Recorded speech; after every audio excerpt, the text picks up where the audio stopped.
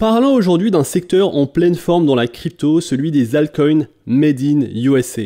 Il pèse près de 500 milliards de dollars et aujourd'hui on va se consacrer sur deux des plus gros projets de cette catégorie, Ripple, le token XRP, et Hedera, le token HBAR. Salut à tous et bienvenue dans cette nouvelle vidéo. Aujourd'hui on va devoir faire un choix entre Ripple et Hedera. Quel est l'altcoin qui peut potentiellement augmenter le plus en valeur en 2025? On va parler des avantages et des inconvénients, des développements également pour chacun de ces projets. Avant de commencer, un petit mot sur le sponsor de cette vidéo qui est Doge Inu, que beaucoup appellent déjà comme le Doge 2.0. Ils ont déjà levé plus de 600 000 $.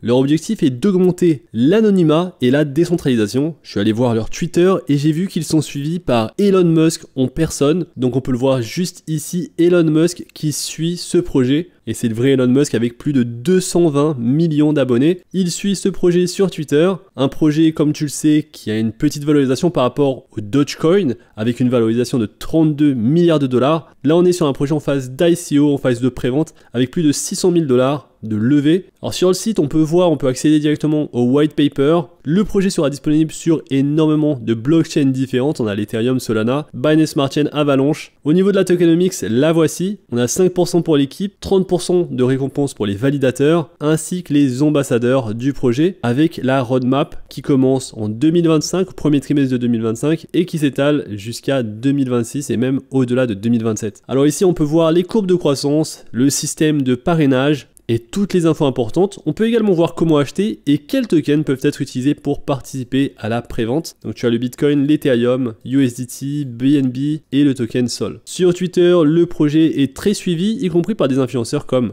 Elon Musk, et si on regarde leur Twitter score, on voit que leur engagement et leur portée sont très prometteurs pour un projet encore en phase de lancement. Et donc si tu veux investir dans ce projet, c'est très facile, je te mettrai tous les liens en description, je te mettrai également le lien pour le white paper, le livre blanc pour que tu fasses plus de recherches. Alors passons maintenant au vif du sujet. Si tu as un peu de cash de côté et que tu cherches où le placer pour la suite de 2025, on va comparer ces deux géants américains pour savoir lequel a le plus de potentiel d'ici la fin de l'année. Commençons par Ripple, token XRP. Niveau performance, le token a explosé sur les 12 derniers mois avec une hausse de plus de 400%.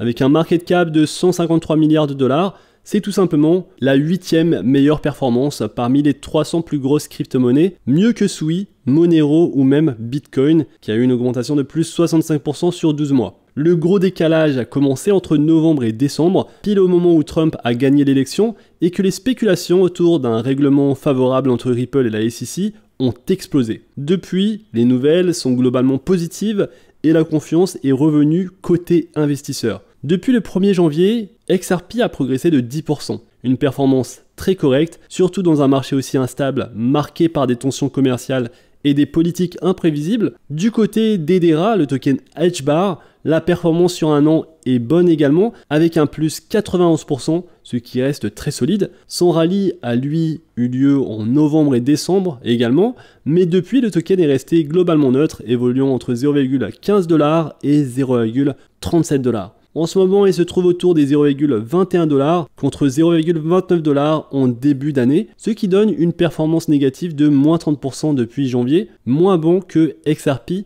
mais ce n'est pas du tout catastrophique. Côté actualité, Ripple a fait parler avec deux gros dossiers, l'acquisition de Hidden Road, un prime broker mondial pour les clients institutionnels, une offre de rachat de Circle, l'opérateur du USDC, elle a été refusée, mais montre l'ambition de Ripple de dominer le marché des stablecoins, un domaine où leur RLUSD a échoué jusqu'à présent avec moins de 50 utilisateurs actifs par jour. Hedera de son côté mise tout sur les RWA, les Real World Assets, via une blockchain à permission. Leur objectif, permettre aux actifs régulés d'être tokenisés en toute conformité. Plusieurs partenaires comme Tokenai ou Kabila sont déjà impliqués. Hedera prépare aussi une nouvelle vague d'outils pour les CBDC. Alors faut qu'on parle également de l'aspect tokenomique, un facteur qui peut faire toute la différence. Ripple, donc le token XRP, seulement 59% de l'offre en circulation, malgré des années sur le marché. Le reste est sous contrôle de Ripple avec des ventes régulières sur le marché. Hedera, le token HBAR, 84% de l'offre est déjà en circulation avec un calendrier d'émissions fixe géré par leur conseil de gouvernance. Même si certains reprochent à Hedera d'être une chaîne à permission, contrôlée par des validateurs autorisés, ça reste transparent et bien structuré, et ils ont, selon moi, une bien meilleure tokenomics que Ripple. Et donc comme conclusion, même si Ripple a eu une belle année grâce au règlement avec la SEC, cette nouvelle semble déjà intégrée dans le prix, et pour la suite de 2025, sauf